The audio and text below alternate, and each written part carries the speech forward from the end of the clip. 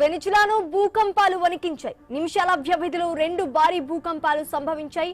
భూ ప్రకంపనల ధాటికి దేశ రాజధాని కారకాస్లోని భవనాలు ఊగిపోయాయి. ప్రజలు భయాందోళనతో ఇళ్ల నుంచి బయటకు పరుగులు పెట్టారు.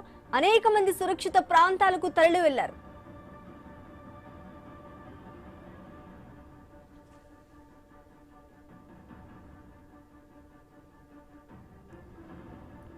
తొలి భూకంపం తీవ్రత రిక్టర్ స్కేల్ పై 7.1గా నమోదైంది. రెండోది మరింత తీవ్రతతో 7.5గా నమోదైనట్లు యుఎస్ జియోలాజికల్ సర్వే తెలిపింది. దేశ కరేబియన్ తీరంలోని మోరోన్ ప్రాంతానికి పశ్చిమాన 28 కిలోమీటర్ల దూరంలో 13 కిలోమీటర్ల లోతులో తొలి భూకంప కేంద్రం గుర్తించినట్లు వెల్లడించింది. భవనాలు ఊగిపోయిన వీడియోలు సోషల్ మీడియాలో చక్కర్లు కొడుతున్నాయి.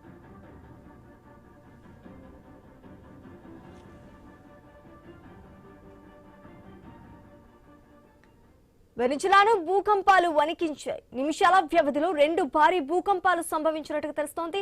భూ ప్రకంపనల ధాటికి దేశ రాజధాని కారకాస్లోని భవనాలు ఊగిపోయాయి. ఇక ఇదే అంశానికి సంబంధించి పూర్తి డీటెయిల్స్ మా ప్రతినిధి రాము అందిస్తారు.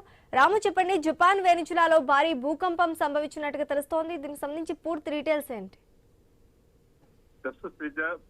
జపాన్ వెనిజులాలో వరుస భారీ భూకంపాలు ఉరిగించాయి. కేవలం 39 సెకండ్ల నుంచి నిమిషం వ్యవధిలోనే 2 పెద్ద భూకంపాలు అయితే సంభవించాయి.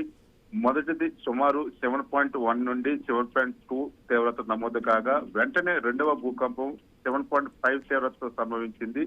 అయితే అమెరికా భూగర్భ పరిశోధన సంస్థ యుఎస్జిఎస్ దీన్ని డబ్లెట్ ఎర్త్క్వేక్ గా పేర్కొంది. అంటే ఒక భారీ భూకంపం వచ్చిన స్వల్ప వ్యవధిలో మరో అంతకంటే పెద్ద భూకంపం రావడం చాలా అరుదని కూడా పేర్కొంది.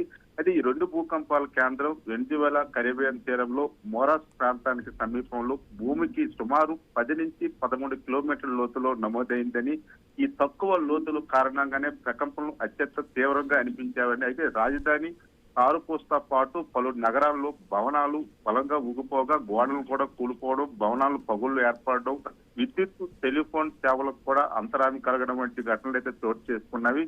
ప్రజలు భయంతో ఇళ్ల నుంచి కూడా పరుగులు తీశారు. ఈ తీవ్రత వలన కార్కాష్ లో కొన్ని భవనాలు పూర్తిగా, మరికొన్ని భవనాలు పాక్షికంగా కూడా కూలిపోయేవి. ఆసుపత్రి రహదారులు, విమానాశ్రయాలు, రైల్వే స్టేషన్లు, మౌలిక సదుపాయాలు కూడా నష్టం జరిగినట్టు ప్రాథమిక సమాచారం వస్తుంది. ఇప్పటికే సహాయ బృందాలు చర్యల కింద చిక్కున్న వారి కోసం సహాయక చర్యలు కూడా కొనసాగిస్తున్నారు.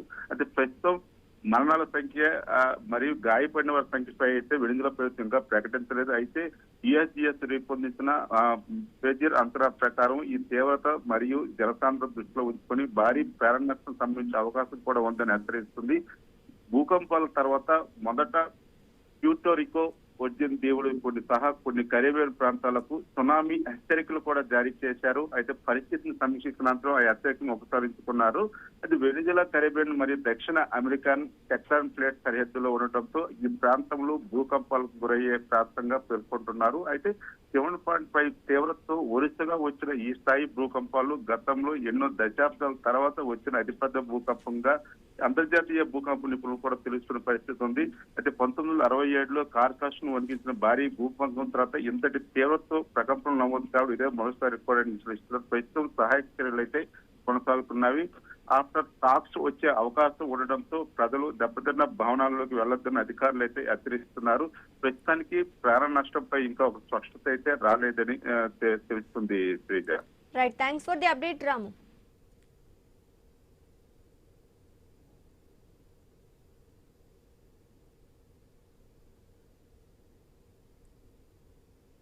వెనిజులాను భూకంపాలు వణికించాయి. నిమిషాల వ్యవధిలో 2 భారీ భూకంపాలు సంభవించాయి. భూ ప్రకంపనల ధాటికి దేశ రాజధాని కారకాస్లోని భవనాలు ఊగిపోయాయి. ప్రజలు భయాందోళనతో ఇళ్ల నుంచి బయటకు పరుగులు పెట్టారు. అనేక మంది సురక్షిత ప్రాంతాలకు తరలి వెళ్లారు.